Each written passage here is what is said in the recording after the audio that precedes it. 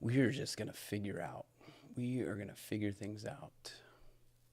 So bear with me. If we are live, I'm going to try to not talk too loud for the sake of my family that's probably sleeping, trying to sleep. So give me a second.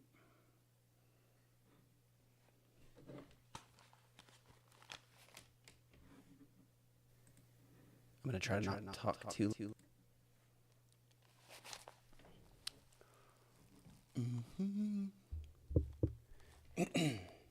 Okay.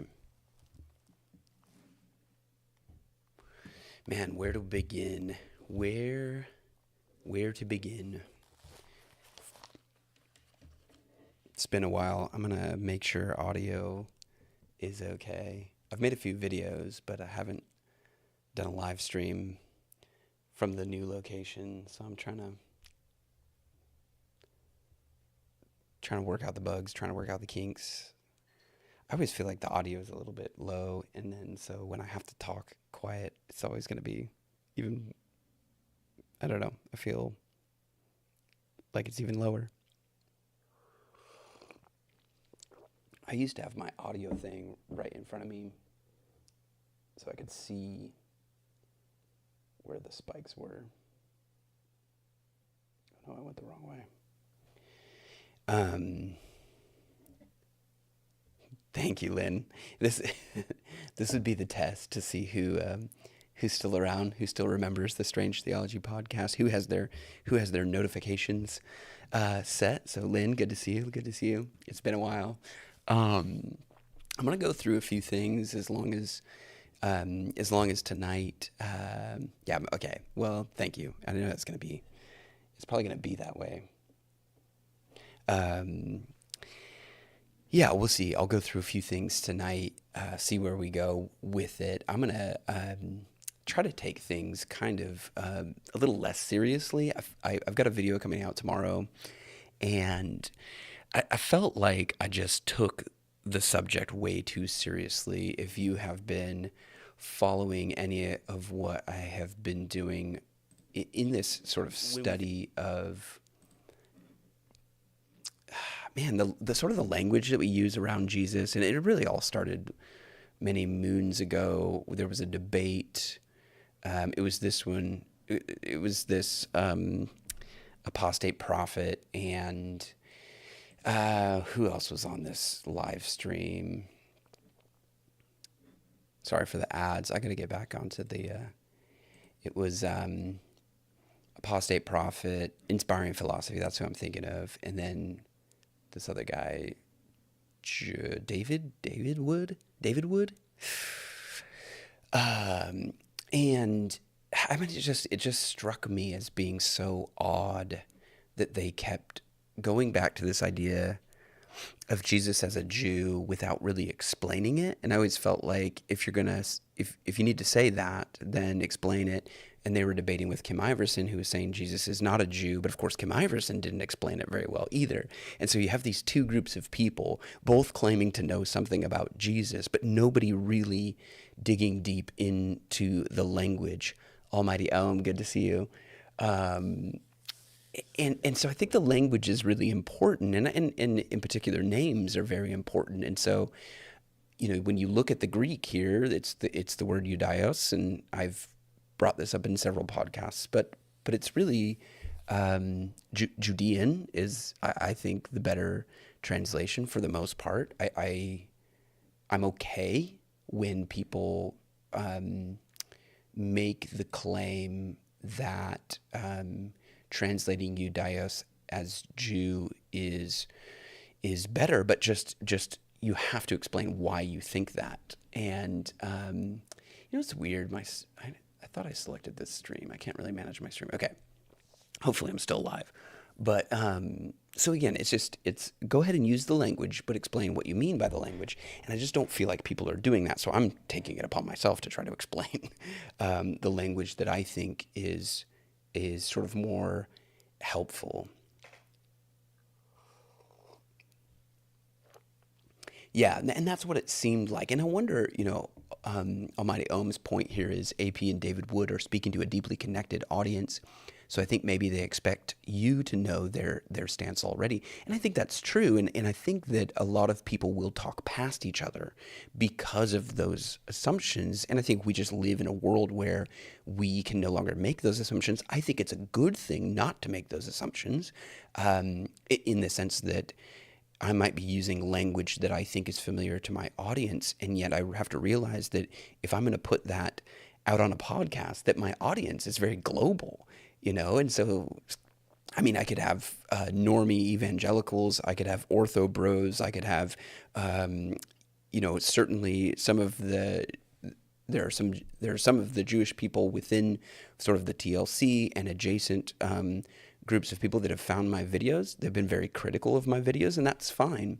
And I think maybe tonight, if I have the chance, I will address some of that. And I think it's fine because, to that same point, there's a whole tradition that they are speaking from that is different from my own, and I think we can learn from each other. This is an interesting channel, First Fruits of Zion. I think I have highlighted them. I did a whole series on what I was calling sort of modern Judaizers, Judeophiles, as Matt C. calls them. People who are Christians, but essentially feel like maybe in some way they're second-class citizens in the kingdom because maybe they don't have sort of the Jewish background or something like that. And of course, I see Christ as a person who has come, and I mean, literally, the Bible says that he broke down the dividing wall, and so for people to maintain that dividing wall, for me, seems strange. And so I really did go after sort of what I saw as sort of modern Judaizers, and I listed First Fruits in that, even though I would say, if we had a tier list, they would be like B tier Judaizers, whereas somebody like Apostate Prophet, he's sort of S tier. Like he very much I think he really does think that Christians are second-class citizens. And so, yeah.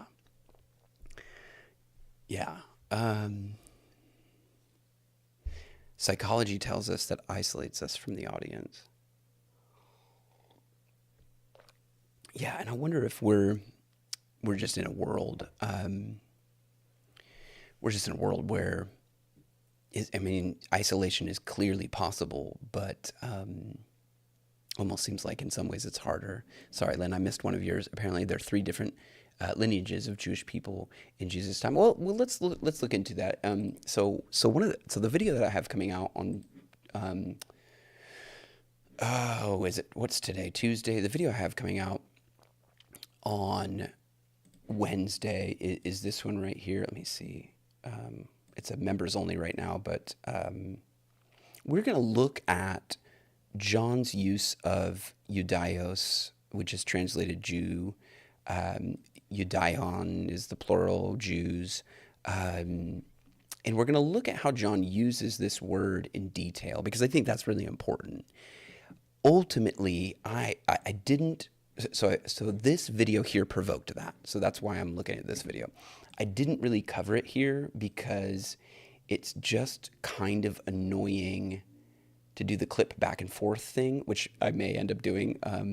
We'll see. Like, I'll just play the clip and then and we'll go from there, because again, I don't necessarily want to pick fights with people. That's not my intention, but I notice that the language is sort of sloppy in areas that I think we need to be very specific. Again, if you're going to say Jesus is a Jew, explain that, because to a modern hearer, to a modern listener, that's very confusing because of the 2,000 years of development within the Jewish culture, that Jesus and the apostles, they would be completely unfamiliar with the way modern people use that term. And yet, if you're going to say, like I said, if you're going to say Judean is a better translation, then you got to come with the sort of the receipts and hopefully that's what I'm doing here. But yeah, I wanted to highlight a few things, and I don't know, I guess it's like a 30-second clip. Hopefully they don't ding me. they don't ding me for it. So, Alex, good to see you. Good to see you, my friend. Hey, if you guys were at the South Estuary, let me know. I'm really bummed that I missed that one. Um, yeah, but reasons. It was actually my wife's birthday, so shout out to my wife. Let me see if I'm starting at the beginning. I may pause it just for the sake of some copyright stuff, but yeah, I guess it's a minute long. So, um, yeah. All right, let's go. Let's go. I'm glad to see you guys. I'm glad to see that there's some life in the chat. I appreciate you guys. John uses the term the Jews way more negatively than the other Gospels. At first glance, that can look pretty anti-Semitic, but let's unpack what's going on here. John was written in a time of intense persecution under the Roman Emperor Domitian. Jewish disciples of Yeshua were being hunted down, and tragically, some Jews in the wider Jewish community even betrayed their fellow Jews to Roman authorities. That betrayal, it cut deep. So in John... Okay, so you'll notice that he just assumes that John is negative towards this group of people. In his gospel, it will show up as like ha Judaios or ton Judaion. And I'm not a Greek scholar or anything like that, but I am trying to do my due diligence here and learn. And so you'll get this the Jews phrase in John's gospel. And right here, and I'm sorry, I don't know this guy's name. I think the main guy from First Fruits of Zion, his name is Jacob, I believe, and I don't know this guy's name. But so here he is. He presents the idea that John uses the term the Jews negatively, and then just assumes that that's the case. But when you actually read John's gospel, I think he's actually doing something very specific. He's using the term the Judeans, and I'll make the case that Judeans is more accurate. And there's two important points to that. One, it's a reminder that this group of people is distinct from Israel. They are a part of Israel, but God is doing something bigger than just what's going on in Judea, or even how the sort of Judean or Jewish religious influence spread even beyond Judea. And so it's a reminder of the bigger picture of Israel. Judah clearly is one tribe of the 12. And then you have some amazing things that happen in John's gospel where Jesus is moving from Galilee to Judea. And I think it's strategic. And I think when John uses the Judeans, he uses that phrase strategically. Now, when I did the video that's going to come out tomorrow, again, I felt like, whoops, that's not even it. It's whatever. It's this one. Oh yeah, no, we are there. I felt like I missed that point about Israel because I was so hyper focused on sort of just the translation of the word. So anyway, you'll notice that it's assumed that John is negative.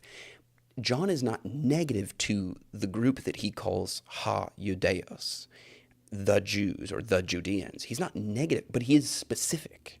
He is specific. And as an example, you can look at Nicodemus in chapter 3 of John. Nicodemus shows up again in chapter 19. He is part of this group. And in the beginning, you can tell that Nicodemus is curious about Jesus. And in the end, you can see that he's a full-fledged follower of Jesus. Yeah, say that. So again, the assumption that John is negative towards the Jews is an incorrect one, I think. And it obscures how we read the gospel. John uses the term the Jews negatively. It's not about all Jews everywhere. It's a raw, painful polemic against those who turn their backs on their own people. Think of it like calling someone by their true name, ironically, to highlight that they weren't living up to what it means to be Jewish. So John isn't rejecting Judaism or Jewishness. He's reminding his brothers and sisters what it really means to be a Jew, to love truth, to love fellow Jews, to fear God more than men, and to follow the King of the Jews. Okay, so we'll kind of break that down a little bit. And again, we're sort of testing things here with the new live stream. So if there's anything, let me know. I know the lighting is not going to be great right now. It's nighttime, and my lighting's not great anyway. So So yeah, we'll sort of break this down, and yeah, I guess we'll see where it goes. Again, that sort of just provokes me. Um, I feel like the language just needs to be more clear. And I'll say this. Let me jump. Actually, we'll go back to First Fruits of Zion here in a second. Let me jump to this post. Bear with me as I sort of have this sort of ADD moment. Um, and shout out to Annie Crawford. I tend to use Annie's posts in my videos, so I think this is the third or fourth time Annie gets a shout out. Once a thing has a name, it will tend to spread. This is how spellcasting works. We, in the era of the materialist magician who seeks control over human nature through the creation of new words, trans, non-binary, is Zengender, cisgender, anyway, otherkin, Bibcock, neurodivergent, turf, terminal. Yeah, all of these create a viral perception and reaction. What words would you add? I would add Jew to this word, to be honest, not in a negative way. It's just that I've made the point before that people are using that word to describe too many things. And so when my focus becomes the Bible and Bible translation and looking at how the biblical authors used their original language, I really don't find the word Jew to be what is Jason Staples says something about this, and maybe I'll find the quote here in a second. But richly polyvalent. It's just a word that unfortunately has become so overused that, and I do mean unfortunately, seems to have lost some of its meaning. Nobody knows what we're talking about anymore because it can mean too many things. And so I would add that, and I do think part of my goal here would be to use Annie's wording here is sort of break the spell. People who have been critical of my videos on this subject really just want me to say Jesus is a Jew. They just want me to say that. Just tell people that Jesus is a Jew. And I've always said, well, I think that Judean is a better translation, and here's why. That doesn't mean you can't use that, but please explain what you mean by that, because it can be confusing, it can be anachronistic. But there's this weird commitment to just use that word, and it's almost like, do you remember like when people got canceled?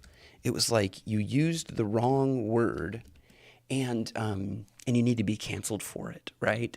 And I feel like we're on the edge of something there when it comes to this subject. It's like when I proposed the idea of Judean being a better translation. I mean, you can look at Galilean, you can look at Ephesian, you can look at Nazarene. All of the etymology of these Greek words are either the same or they're similar. But when it comes to Judean, for some reason in the English Bibles, we've just translated that Jew and we've left it alone for quite some time. And I think that it's time to sort of recover a deeper, richer meaning.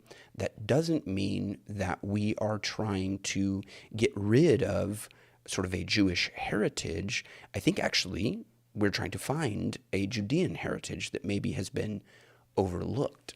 And so this is the Tower of Babel, right? Not only do they use the same language, but they must use the same words. It's like, just say this word. You must use this word. And I find that to be one of that's a tell. That's a tell that we're in the realm of Babel here. When people are fiercely committed to a particular word or a particular name, but then can't add real context as to why. And so I would add our discussion to this post by Annie Crawford. Jonathan Peugeot explains magic is a direct influence, excuse me, I messed it up, through meaning and will and action at a distance. That's how these words work. They are spells cast over the world, creating meaning and action and a distance according to the will of the conqueror. The question we must now answer is how a spell can be broken. So I wonder about that because part of the reason I'm committed to this study, despite getting some backlash, is I feel like we've lost something. And I don't mean this necessarily in a negative way, but in the sense that there's a way that we can become vulnerable to deception when we fall into the trap of Babel and we say, it must be this word. Just say that Jesus is a Jew, or just say Jesus is Jewish, and I'll leave you alone and I'll stop heckling you. And it's like, well, that to me feels strange.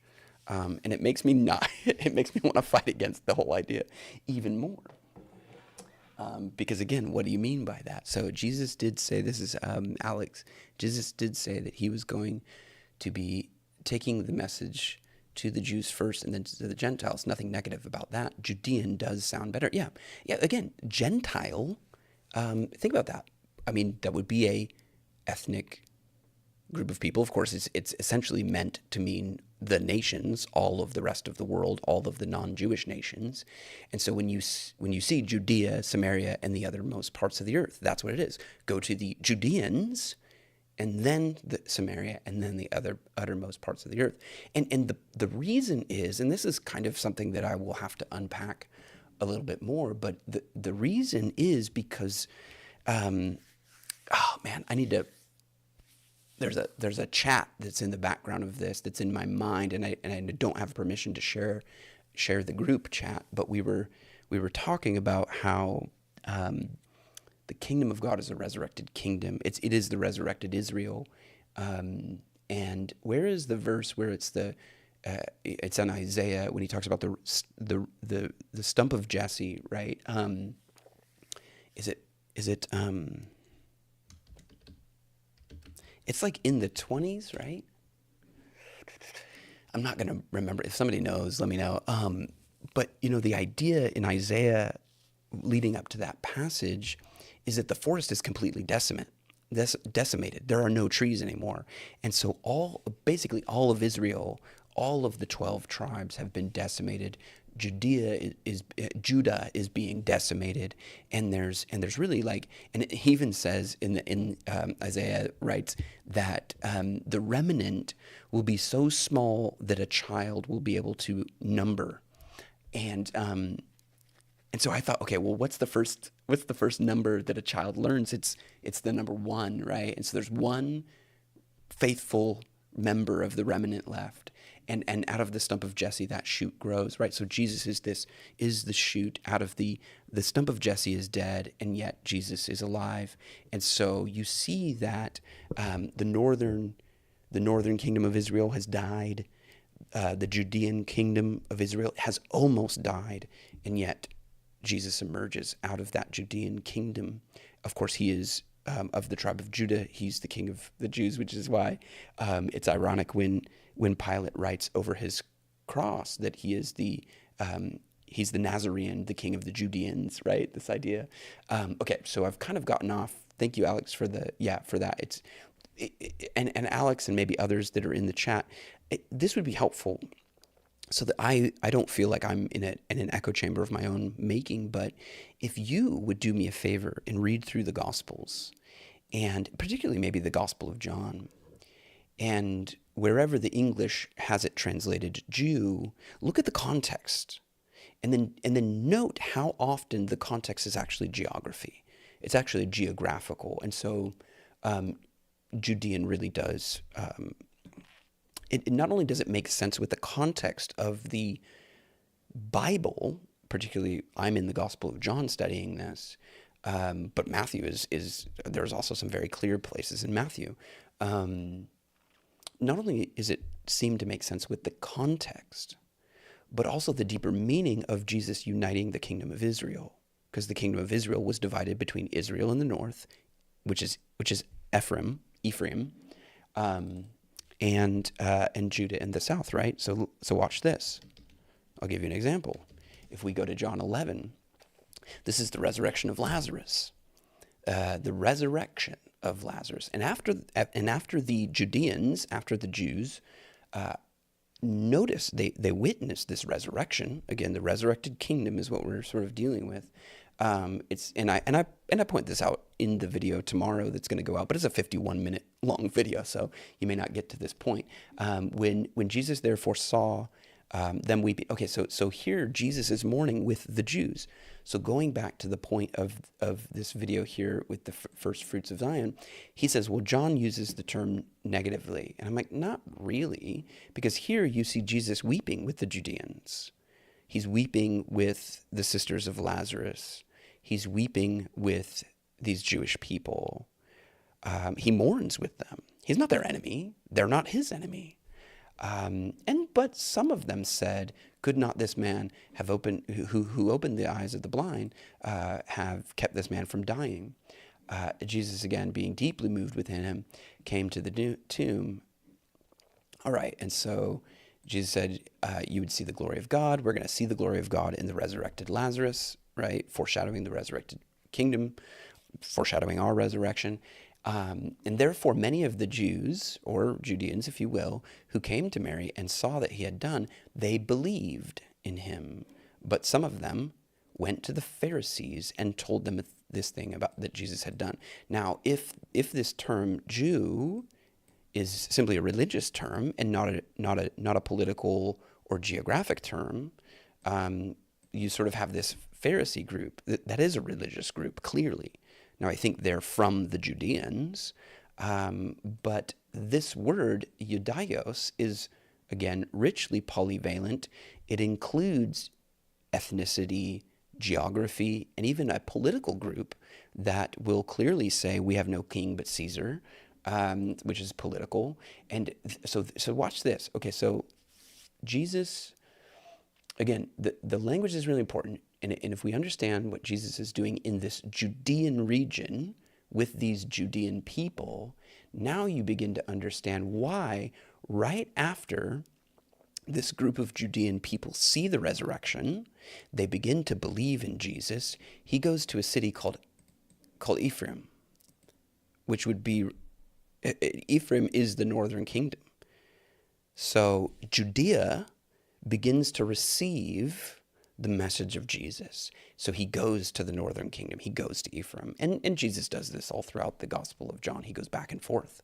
And when we fail to recognize that Judaios can mean Judean and often is better used for Judean, we miss this whole movement of Jesus' ministry between the two nations of the northern kingdom of Israel and the southern kingdom of Judah. And so again, I'm sort of triggered by First Fruits of Zion. Thank you for hanging in there, guys. I know it's kind of late, or at least for me. And I don't know, like I'll go as long as I feel like I can. Again, this is sort of me testing. I have not been practicing the discipline of podcasting, and I feel that is missing in my life, and so I want to continue to at least practice some sort of that discipline of sitting down, and even like the lighting's not great and my acne's flaring up and maybe I don't feel great, but it's a good discipline to sort of get in front of an audience and share what you think, even if what you think is being developed, and you might even be sharing from a place of vulnerability or something like that. And so just this first, I'm going to go through this. We watched the clip, and now it was like probably 20 minutes ago we watched the clip. So John uses the term Jews way more negatively than any other Gospels. Again, there's just this assumption that John is using this in a negative way that's almost anti-Semitic.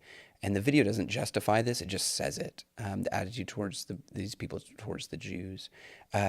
He also says Jewish disciples of Yeshua. He doesn't call them Christians. Again, maybe he's talking about the Judeans who become followers of Jesus, but he does use this phraseology to kind of mean the group of people who follow Jesus. We call that group Christians. We don't necessarily need to. So Jewish disciples of Yeshua. I guess if we're talking about specifically the disciples, they would be Hebrew people. They would be Judean people for the most part. I don't think. Let's see. Yeah, I'm not sure. And again, I think this is where we're mixing the term Jewish with Israel. You know, what tribe? What tribe are the disciples of Jesus from? We don't actually know. We don't know what tribe they're from. Um, Many of them, correct me if I'm wrong, doesn't he call them from the Galilee? So they could be all kinds. They could be, I mean, I guess you assume that maybe the northern tribe is all gone because they were already taken by Assyria and quote unquote lost. But, you know, we don't really know. Betrayed by the Roman authorities, John is depicting a conflict of the Judeans who were who were faithful to Yahweh and those that were faithful to Rome. I think that that becomes clear in John's gospel. I think, again, when we use the term the Jews, it almost sounds monolithic, like there's just this one unified group, when you realize there's a bunch of people living in Judea who are Judean, and they kind of have, there is a lot of diversity there. There's a whole group that does seem like a remnant who are faithful to Yahweh. And then there's this whole other group that are really faithful to Rome. So when John uses the term the Jews negatively, again, the assumption, and this is, I'm quoting the video, the assumption is that John is negative, and no closer examination is needed. This is a big error.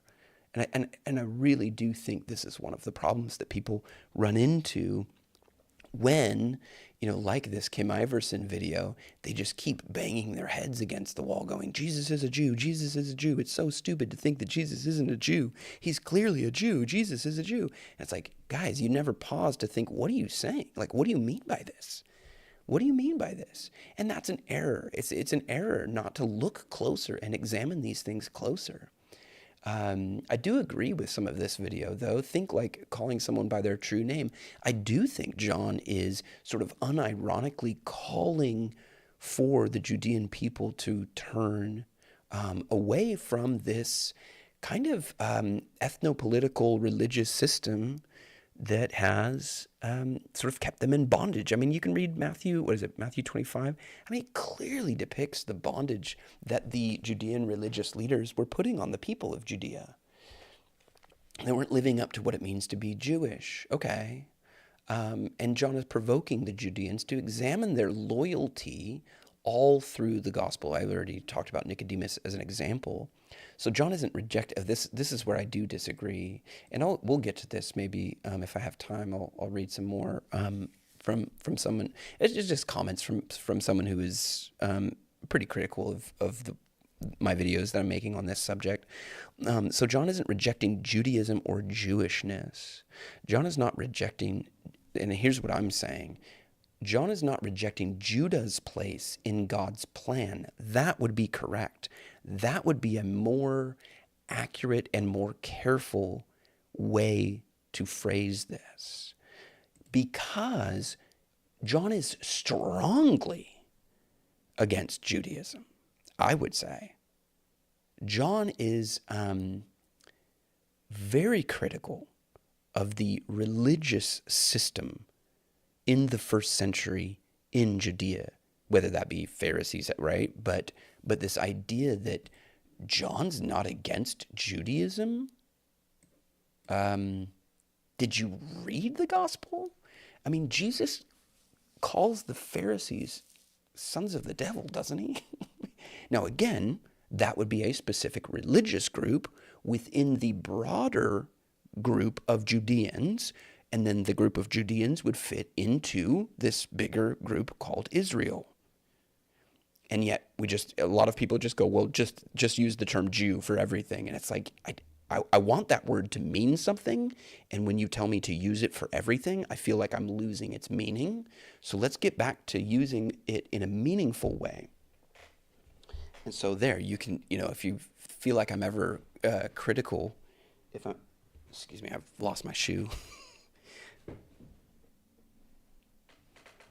So if you ever, think I'm being too harsh, you can clip that, The Dead Sea Scrolls has changed things, Lynn. Yeah, let's unpack that. What would you, there's all these other groups that are very fascinating that maybe don't get a nod. I mean, who was John the Baptist? Where was he from? You know, he when the people from Jerusalem come, when the religious leaders from Jerusalem come to John, doesn't he call them a brood of vipers? Doesn't Jesus call them whitewashed tombs? I mean, you're saying that John anyway. And again, you can go to Paul in Ephesians. He clearly says, "My former life in Judaism." That's the only time, the only two times Judaism is used in the Bible are both by Paul, both referring to a life that he rejected so that he could go follow Jesus. So John is strongly opposed to an ethno-political system which has co-opted faithfulness or fidelity to Yahweh for their own aggrandizement. Okay, that's maybe a little bit wordy there, but that's what I see happening. There is a group of people who know there are people who are faithful to Yahweh in and around Jerusalem, because of course that's where you would go to worship, right? Now, of course, the Samaritan woman might have something to say, John chapter 4, but there's a political group who sees that this group has this religious fidelity and that they're zealous for Yahweh. They're zealous for the word of God and maybe even the traditions and the law. They're zealous for these things. And so, of course, and this happens today with lots of religious people and within the Christian church, I will say, political groups see that faith is a strong force. And so what they do is they say, oh, we're the same. And why don't you go follow me and vote for me and do all this? And so there's this ethno-political system that is really co-opting the faith and using it for their own aggrandizement, using it for their own power grab. And we see this, Jesus, again, he speaks to the crowd saying, the scribes and Pharisees have seated themselves in the chair of Moses. Notice he doesn't say, that it's like they've taken the seat. They've taken the seat of Moses, and therefore all that they tell you do observe, because they're speaking from the word of God, they're speaking from the law, but do not do according to their deeds, for they say things and then they do not do them. They tie up heavy burdens and lay them on men's shoulders, but they themselves are not willing to move them with as much as a finger. And so they do all these deeds to be noticed by men, and they do all this to get noticed and to get power, because they're not really a religious group. They're a political group using religious fidelity and the zeal of faithful religious people as a power grab. And I will say this: there are those who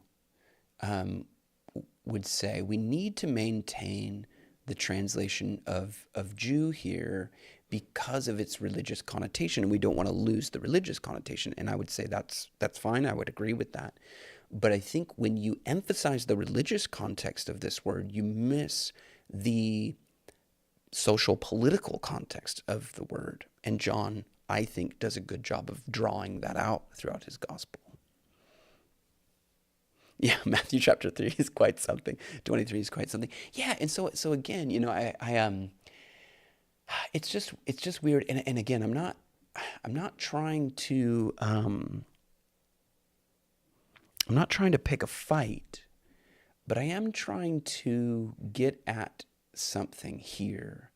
So let's finish up with first fruits of Zion, and then we can maybe move on if we've got time. Yeah, we've been chilling for 40 minutes. Thanks again for hanging out, guys. So so again, this is from the video. I'm just doing the transcript here so we don't have to keep playing the clips.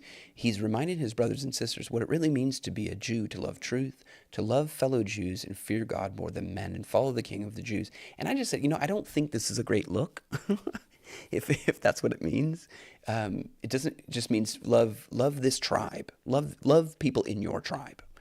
And we don't need to mention anybody else. We're not really trying to be neighborly here. We're not really trying to be hospitable here. We're not really trying to extend that love to any other group of people. Well, of course, that would be an anti-Christian thing to say. yeah, just not a great look. And of course, again, follow the king of the Jews. I would say Judean is a great translation there, particularly when you notice that Pilate is being very ironic here. This is John 19. He wrote an inscription and put it on the cross. It was written, Jesus the Nazarene, the king of the Judeans. Again, you can do your own research and tell me what you think there.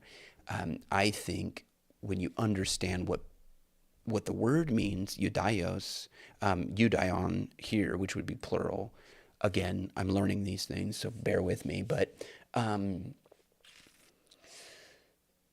you see that there's some deep irony in that, and that's why they get really mad. And therefore, many of the Jews read this inscription from that place where Jesus was crucified and was near the city. It was written in Hebrew, Latin, and Greek.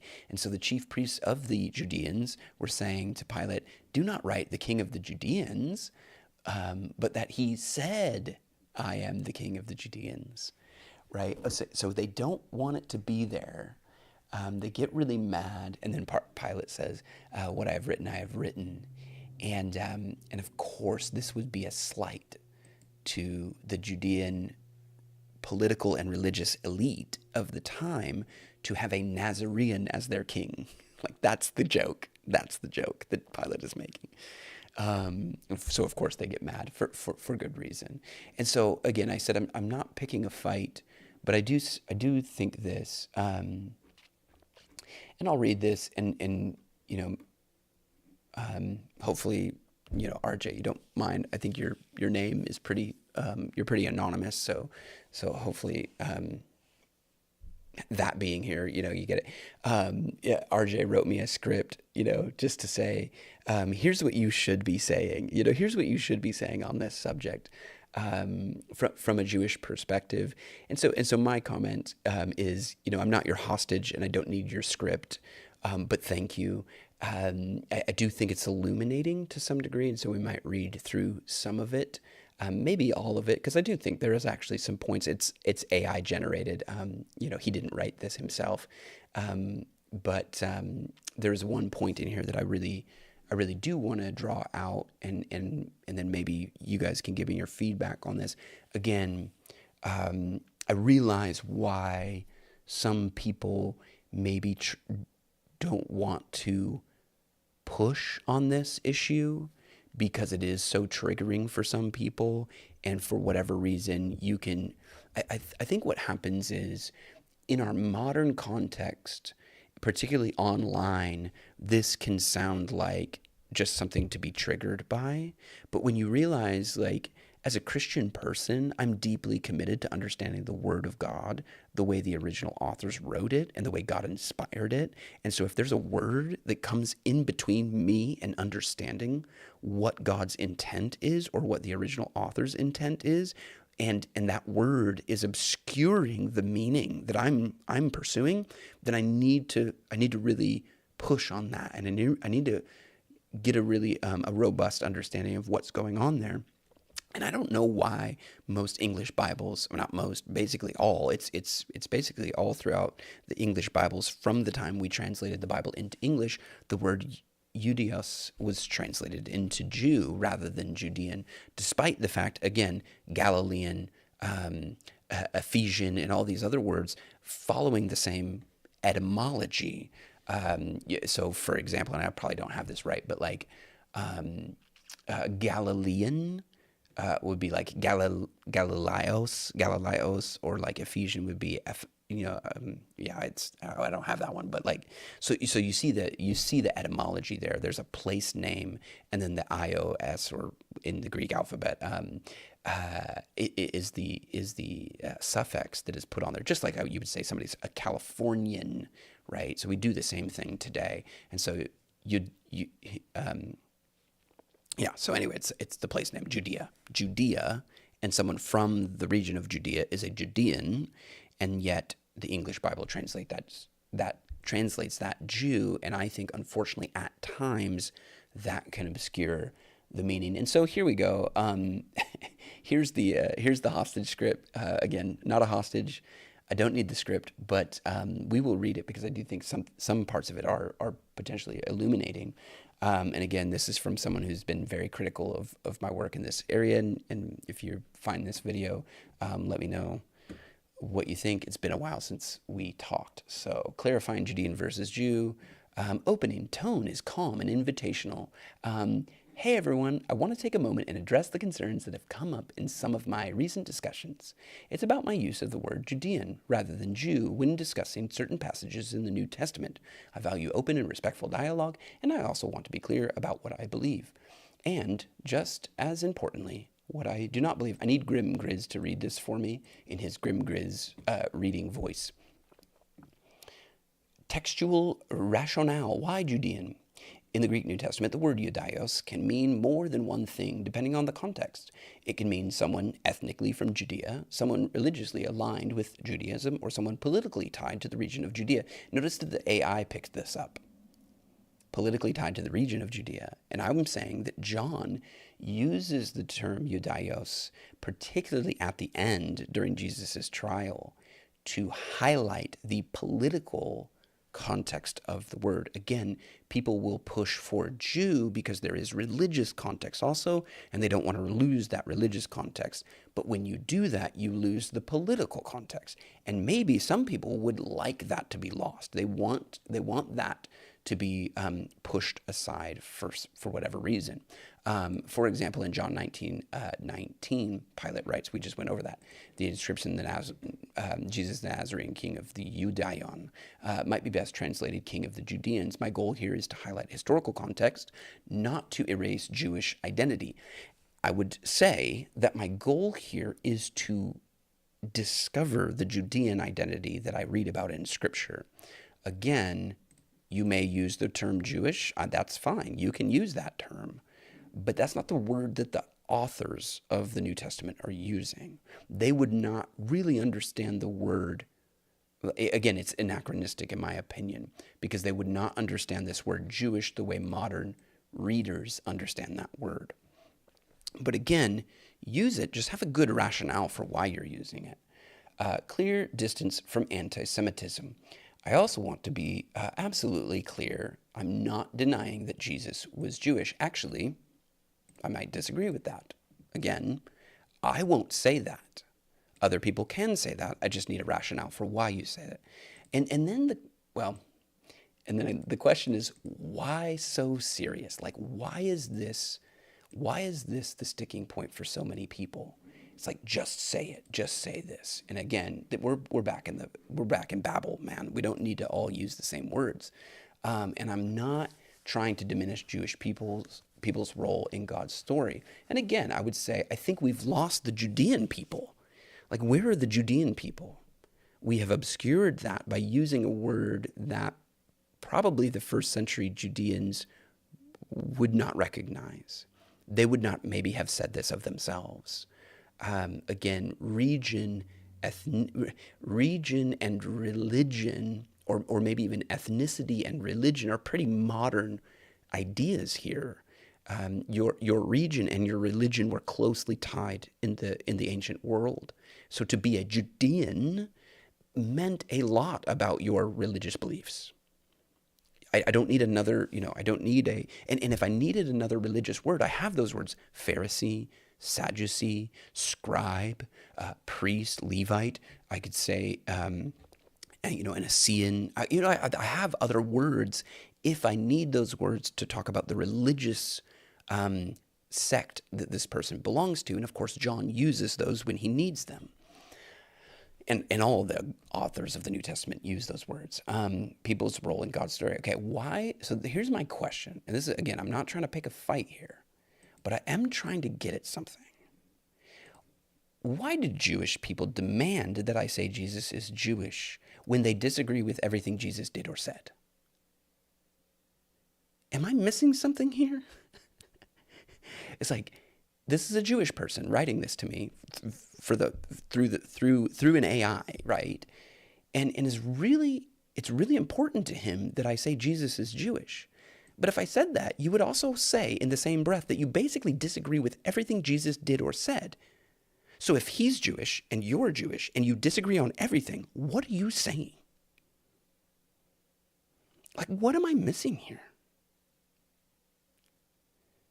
Now, if you mean he's ethnically a Hebrew person of the tribe of Judea, or wait, fine. But that's not what people are saying. So again, why do Jewish people demand that I say Jesus is Jewish when they disagree with everything Jesus did or said? If Jesus is Jewish, why don't you follow Jesus?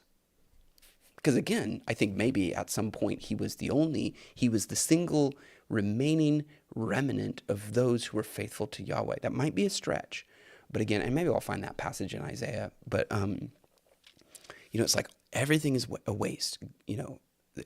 All of Israel has been judged. The northern kingdom has been judged. The southern kingdom of Judah has been judged. And yet out of the stump of Jesse, there's this shoot that rises up.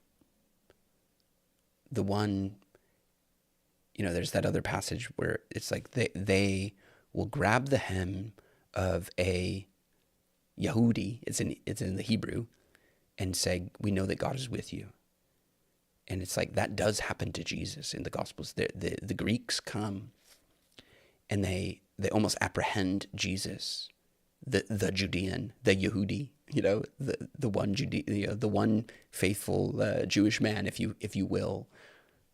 Whereas all these other religious groups, Pharisees, Sadducees, wanted to kill him, and they would have disagreed with us here. If we said, "Oh, Jesus is one of you," they would have said, "No, absolutely not."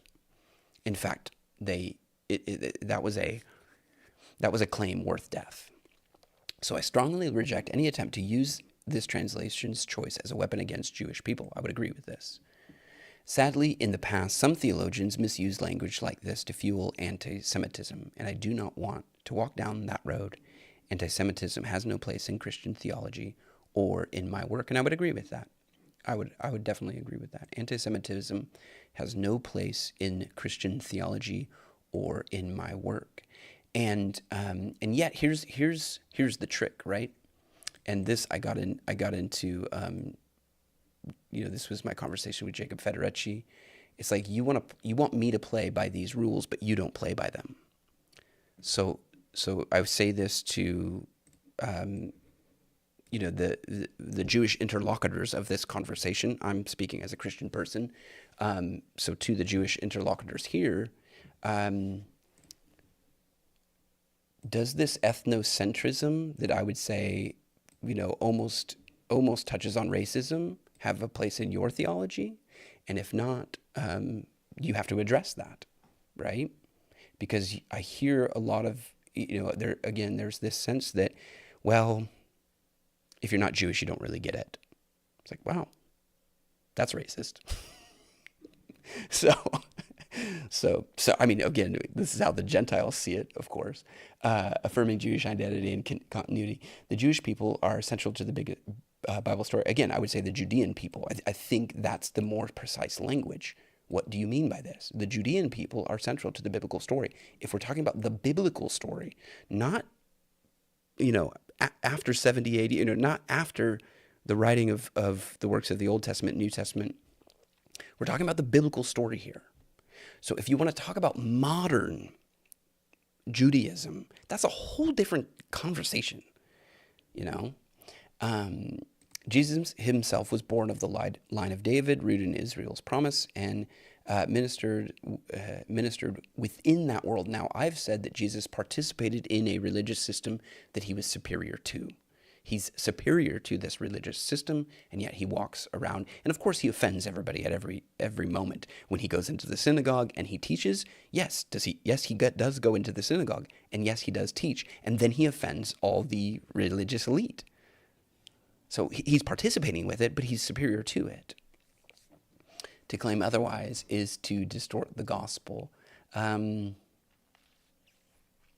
Yeah, that's probably too far. I don't know. Maybe I'll chew on that for a little while. My study in terms like Judean is about accuracy and nuance, not exclusion. Well, and I would say this: it's about inclusion, because I think there's a whole group of Judean people who we have forgotten to talk about. And what about them? What do they have to say about this conversation? In fact, I believe that all nations, including Jews and non-Jews alike, see again, all nations, including Judeans and non-Judeans alike, are invited into God's promise through Jesus. Yes, I would agree with that wholeheartedly. If you ever hear me use a term that feels confusing or troubling, I invite you to ask me about that. Yes, of course. Now, of course, this has not been the case, though.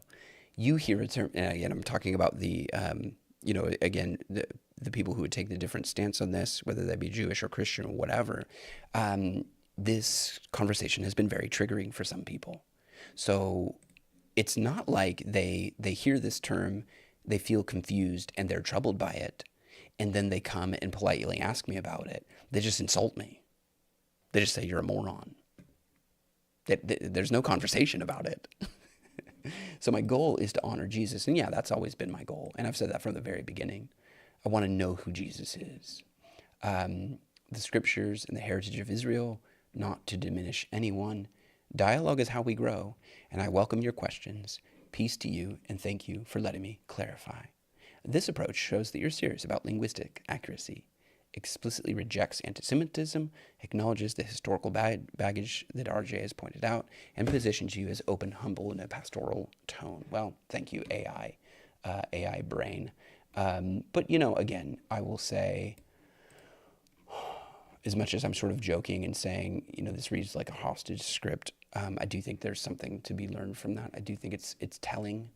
It does maybe help me understand to some degree. But I think that, again, I think one of the reasons why I trigger people like Jacob or others is that I just don't play by the rules. Like you want me to play by a set of rules that you're not willing to play by, and that's not okay with me.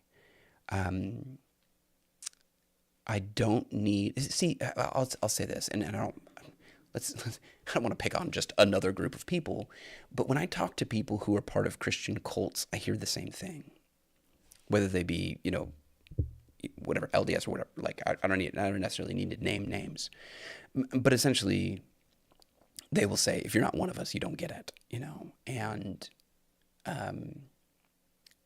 I get the same vibe sometimes, that there's this religious cult that is masquerading as something that it's really not, and that's just not a vibe I like.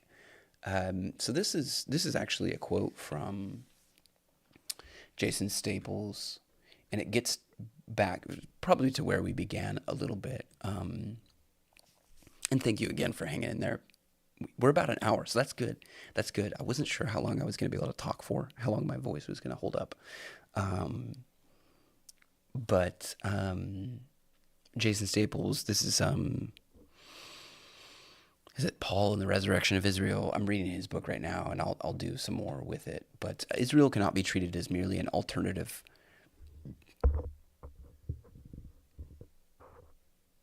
What is this word? Alternative? Did I write this down wrong? Appellation? It's just not. Israel is not an alternative for the Jews in the Second Temple period, regardless of whether one puts ethnic or empirical before the term. Whereas Jew consistently denotes a person from a specific Judahite subset of Israel, there was persistent debate about and competition over who properly comprised or would comprise Israel, particularly in light of other claimants to Israel's identity, such as the Samaritans, and there is no evidence to suggest that Jews believed Israel had been narrowed down to Judah alone, and this is true throughout the Bible, and I think this is a really good point. And one of the reasons why I think this is an important, excuse me as I move my mic, is important is I think that the language has become very sloppy. And people will use the term Jew synonymous with Israel, and that's just not the way the Bible uses it. And so when I come across videos like First Fruits of Zion, kind of doing this, and I think they're trying to do good work, I go, come on, guys. Like, that's not how the Bible talks. In fact, there are times when Judah is very much highlighted as distinct from Israel. When God wants to speak to Judah specifically, he will, and he will call Judah to attention. He doesn't just lazily say Israel this, Israel this, Israel this, if he's speaking about the northern kingdom, the southern kingdom, or the United Kingdom. He will use, that's why Ephraim becomes synonymous with the northern kingdom. He's the son of Joseph, and Joseph becomes this northern kingdom. Judah is the southern kingdom, and again, that's Jesus's ministry. He is the true Joseph. He is the true Judah, right? He's bringing both of those kingdoms together. Or I guess what I should say is he's the true Israel, right? Instead, throughout the Second Temple period, Israel is a category that includes both Jews and non-Jewish Israelites. And I think people are not ready to hear this. The people online who get triggered by this are not ready to hear the idea of a Jewish Israel and a non-Jewish Israel. And yet that's really more that's closer to the Bible's usage, the Bible's language. That's closer to how the Bible sees things. There is Israel, there is Jewish Israel, Judah, and there is non-Jewish Israel, the northern tribes, who, that's my belief, is they become the nations. They become synonymous with the nations, which is why Jesus goes to Ephraim after the resurrection of Lazarus. He's going to the nation. He's going to call Israel out of the nations. He called Israel out of Judah. That's what's happening, right? That's what's happening in John 11. And I'm sort of just realizing this. He called Israel out of Judah, and now he's going to call Israel out of Ephraim.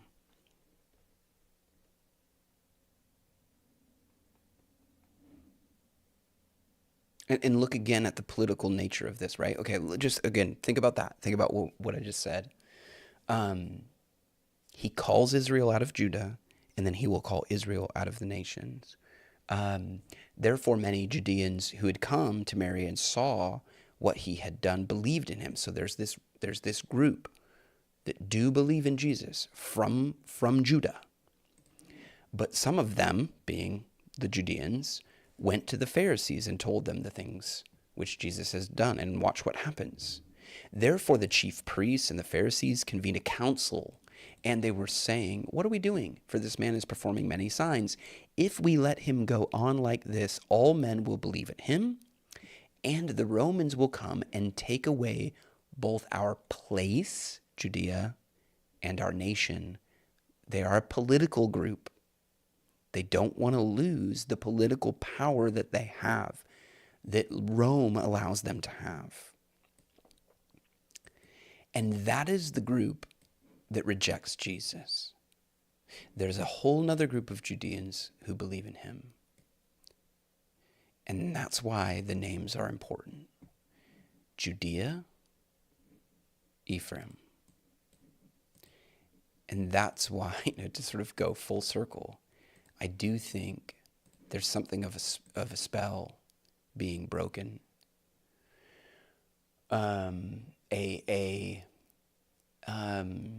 An obfuscation, an obstruction that doesn't allow us to really see what's going on.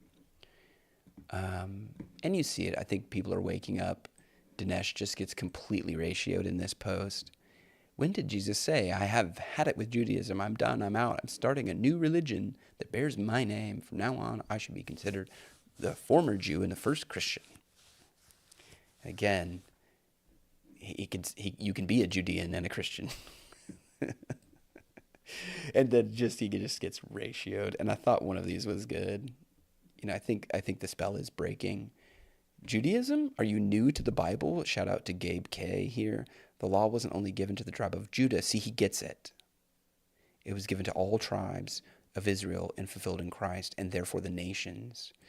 Christ unified the remnants of Israel, believers in Christ, or as Paul describes them, the elect, with the Gentiles that accepted Christ. He then formed the new covenant, the new church, Matthew 16:8. So, the spell to some degree is being broken, and maybe that's why some people still get so triggered when you start to push on this idea. They see that Christians are essential to maintaining some sort of political power. So So we need the Christians to believe, we need the Christians to accept that Jesus was a Jew and then not ask any questions. So, well, I think it's really important to understand in what way he's a Judean and in what way he's a Galilean, because that's Joseph, that's Ephraim, because Galilee was outside of Judea. That is, and I've said this before, but that is Ezekiel. That is Ezekiel 37. He's resurrecting Israel. The dry bones, they get spirit, and then the whole house of Israel. What is it? It's Judah and it's Joseph. He's bringing the two tribes together. He's bringing the two kingdoms together. And look again, Judah and for the sons of Israel, his companions, right? So Judah, in Judah, the sons of Israel, and then Joseph, and in Joseph, the stick of Ephraim, and the house of Israel and his companions. So this is what Jesus does in John chapter 11. He calls Israel out of Judah, he calls Israel out of Ephraim, and he brings them together and in a resurrected kingdom. And that's why Ezekiel 37 begins with the resurrection of the dry bones. They are given spirit.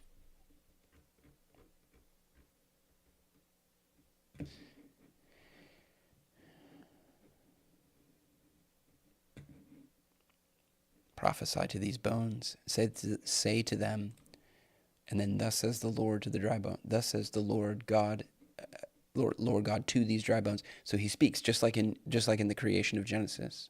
It's a recreation. He speaks, and the breath, the ruah, the spirit, creates new life out of dead bones. I will cause breath to enter you, and you may come to life.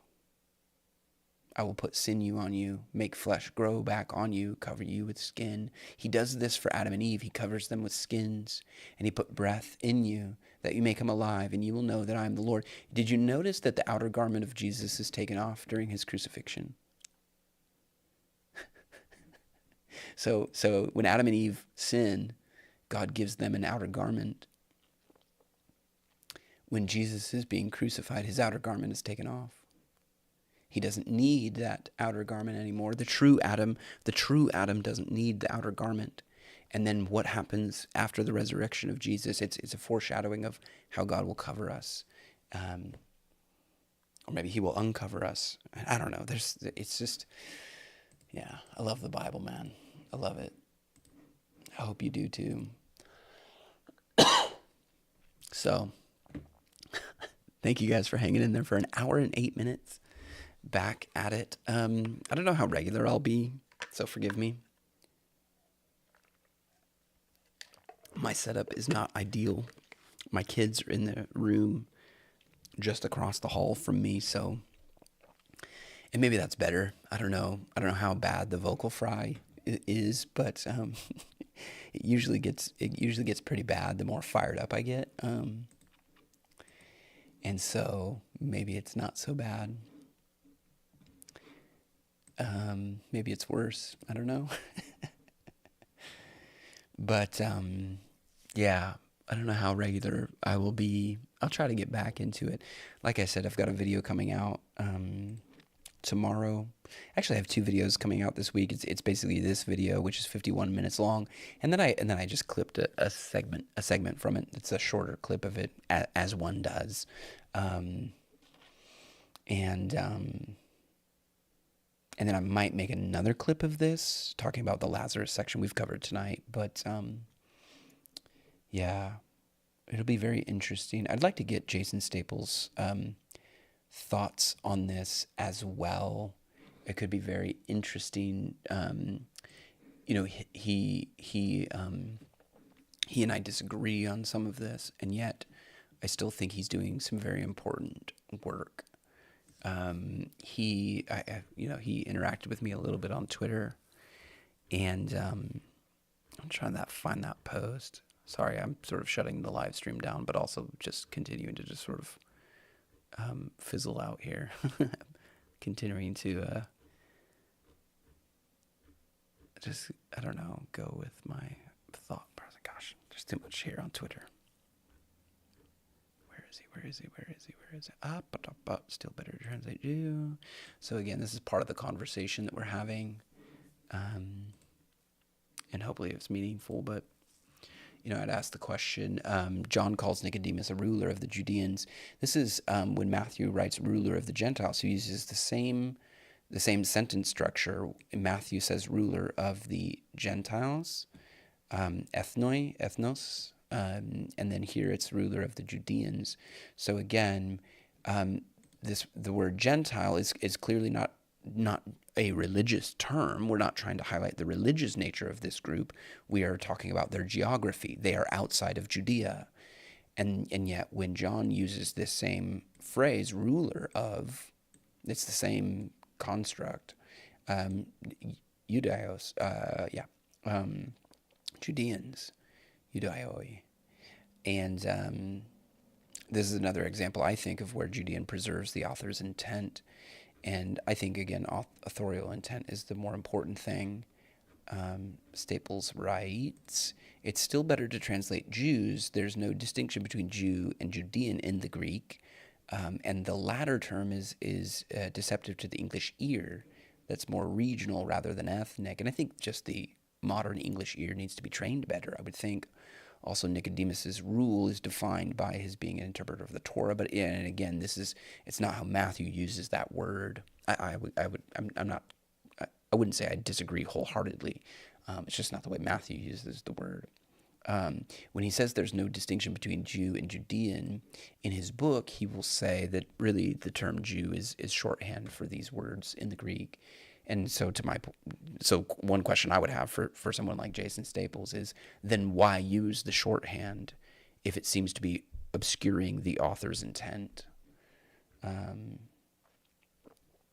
found the argument Judean is more, you guys can follow on X, on the platform formerly known as Twitter, and thank you for being here with me in this one. Again, sort of coming back from sort of a bit of a break here, and I appreciate you guys being here and an opportunity to hang out.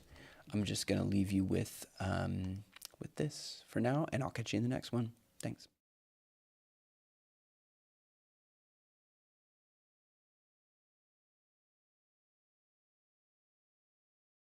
Probably going to be that way. Sort of a bit of a break here, and I appreciate you guys being here